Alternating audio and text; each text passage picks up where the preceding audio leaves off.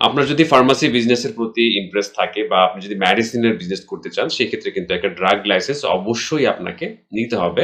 Otherwise আপনি কিন্তু বৈধভাবে মেডিসিনের ব্যবসা করতে পারবেন না। তো এখানে বাংলাদেশের প্রেক্ষাপটে ড্রাগ লাইসেন্স পাওয়া সোনার হরিণ পাওয়ার মতো। তো এটা পাওয়া যায় না ধরতে গেলে, মানে দালাল ছাড়া। তো যদিও দেখা যায় মানে এখন এই ড্রাগ লাইসেন্সের টোটাল প্রক্রিয়াটা অনলাইনে আপনার হচ্ছে। তো আমি চেম্বারে আগে নিয়মিত মানে থাকতাম না, দ্যাটস ওয়াই ওইভাবে মানে ড্রাগ লাইসেন্সের জন্য অ্যাপ্লাই করিনি, বাট গত 4-5 মাস ধরে আমি হচ্ছে নিয়মিত থাকার চেষ্টা করছি। তো দ্যাটস ওয়াই যখন থেকে আমি নিয়মিত হলাম আমি চেষ্টা করেছি একটা নতুন লাইসেন্স মানে অ্যাপ্লিকেশন করে দেয়ার। আর এটা আমি করেছিও, মানে উইদাউট এনি ব্রোকার, মানে আমি লাইসেন্সটা পাই কিনা সেটা দেখার জন্যে। তো এক্সপিরিয়েন্স আমার মোটেও ভালো না।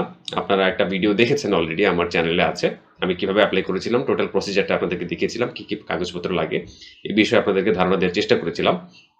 কিন্তু দুর্ভাগ্যবশত আমি এখন পর্যন্ত লাইসেন্সের দেখা যায় ইন্সপেকশন তো আসবে, আপনার পরিদর্শনের লোক আসবে, তারপরে হচ্ছে লাইসেন্সটা আমাকে দেবে, যদি আমার দেখা যায় মানে চেম্বারটা বা হচ্ছে ইয়েটা অ্যাপ্রোপ্রিয়েট তাদের কাছে মনে হয়। কিন্তু এখানে কিছু ব্যাপার যেটা ঘটেছে, এই যে মানে আমি অ্যাপ্লাই করেছিলাম অক্টোবরের মাঝামাঝি সময়, ঠিক আছে?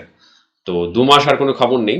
দেন ডিসেম্বরের 9 তারিখের দিকে আর 10 তারিখের দিকে হচ্ছে আপনার একটা মেসেজ পেলাম ফোনে যে আমারটা হচ্ছে আবার রিসাবমিট করতে বলছে। আমার যে অ্যাকাউন্ট সার্টিফিকেট আমি দাখিল করেছি, মানে ব্যাংক সলভেন্সি সার্টিফিকেটটা, মানে আমার যে ব্যাংক সেটা হচ্ছে অ্যাকাউন্ট সার্টিফিকেট হিসাবে ইয়ে করে, ডিল করে, সরাসরি সলভেন্সি সার্টিফিকেট তারা দেয় না।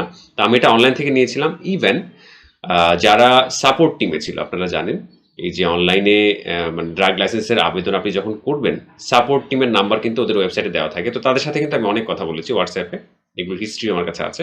তো তাদের প্রত্যেকটা ডকুমেন্ট আমি দেখিয়ে দেখিয়ে দেন তারা যখন কনফার্ম করেছে যে হ্যাঁ আপনি আবেদন করেন, দেন আমি আবেদন করছি, ঠিক আছে? আমার বাকি সবই ওকে আছে। আমি একজন রেজিস্টার্ড ফার্মাসিস্টও, সি ক্যাটাগরি ফার্মাসি টেকনিশিয়ান। তো সেখানে মানে কোনো সমস্যা থাকার কথা না। আমার কাগজপত্র দেন হচ্ছে আদার্স বিষয়গুলো সবগুলো ঠিক ছিল। তো অ্যাপ্লাই করলাম। তো ওই ডিসেম্বরের 9-10 তারিখে হচ্ছে একটা মেসেজ আসলো যে আপনার এটা রিসাবমিট করতে হবে। কেন?